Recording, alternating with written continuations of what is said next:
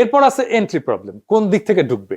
এটা এই রাজনীতিতে অনেক সময় সামরিক সমস্যার চেয়ে বড় হয়ে যায়। ইরানে বড় স্কেলে স্থল আক্রমণ করতে গেলে প্রতিবেশী দেশগুলো ঘাঁটি করিডোর দরকার পড়বে, কিন্তু আঞ্চলিক রাষ্ট্রগুলো রাজনৈতিক ঝুঁকি নিতে চায় না।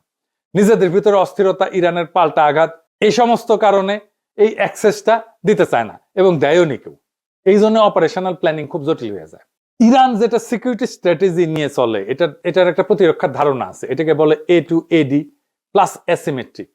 এটা দিয়ে সময় কেনে এবং খরচ বাঁচে। এ টু এডি এটা আবার কি আসলে এটা বুঝে দেখি। এনা সামরিক টার্ম ইউজ করলাম আর কি, কুল লাগে এনা এগুলো শুনলে, বুঝে কই। এ টু এডি মানে হচ্ছে অ্যান্টি অ্যাক্সেস, দুইটা এ, সেজন্য এ টু এডি মানে হচ্ছে এরিয়া ডিনাল। সহজ ভাষায় শত্রুকে ঢুকতে দিও না, ঢুকলেও আরামে চলতে দিও না।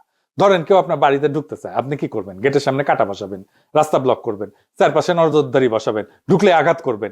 ইরানও সমুদ্র এবং আকাশপথে ঠিক এইটাই করে। উপসাগরে ছোট ছোট দ্রুতগামী নৌকা থাকে, সমুদ্রের মাইন পথ থাকে, দূরপাল্লা ক্ষেপণাস্ত্র থাকে, ড্রোন থাকে, এয়ার ডিফেন্স থাকে। উদ্দেশ্য হচ্ছে আমেরিকা বা অন্য কেউ যেন সহজে বাহিনী ঢুকাইতে না পারে। আর অ্যাসিমেট্রিক, এটার মানে কি? অ্যাসিমেট্রিক মানে হচ্ছে শত্রু বড় এবং শক্তিশালী হইলে সরাসরি তার মতো লড়বে না, অন্যভাবে লড়বে। ইরান জানে যুক্তরাষ্ট্র প্রযুক্তি, বিমান, জাহাজে অনেক আগায়, তাই ইরান সরাসরি ট্যাঙ্ক বনাম ট্যাঙ্ক যুদ্ধ করতে যাবে না, বরং ছোট ছোট ছোট ছোট আঘাত, ড্রোন হামলা, প্রক্সি বাহিনী ব্যবহার করে মিসাইল ছড়ে দূর থেকে চাপ সৃষ্টি করবে, সাইবার হামলা করবে। এইভাবে বড় শক্তিকে ধীরে ধীরে ক্লান্ত করে ফেলবে।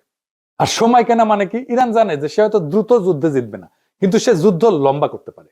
যুদ্ধ যত লম্বা হবে আমেরিকার খরচ বাড়বে, রাজনৈতিক চাপ বাড়বে, আন্তর্জাতিক সমর্থন কমতে পারে, জ্বালানির বাজার অস্থির হয়ে যাবে। অর্থাৎ ইরানের কৌশল হইতেছে দ্রুত হারবো না, যুদ্ধকে এমন ব্যয়বহুল বানাবো যাতে শত্রুই ক্লান্ত হইয়া যায়। আর খরচ বাড়ানো মানে শুধু টাকা পয়সা খরচ না, খরচ বলতে অর্থনৈতিক খরচ তো আছেই, তার সাথে সামরিক ক্ষয়ক্ষতি, রাজনৈতিক ক্ষতি, আন্তর্জাতিক চাপ।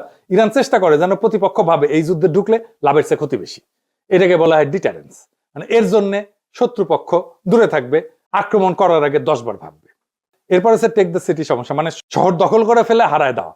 এটা কিরকম, এটা একটু বুঝে দেখে, এটা মজার বিষয় আছে।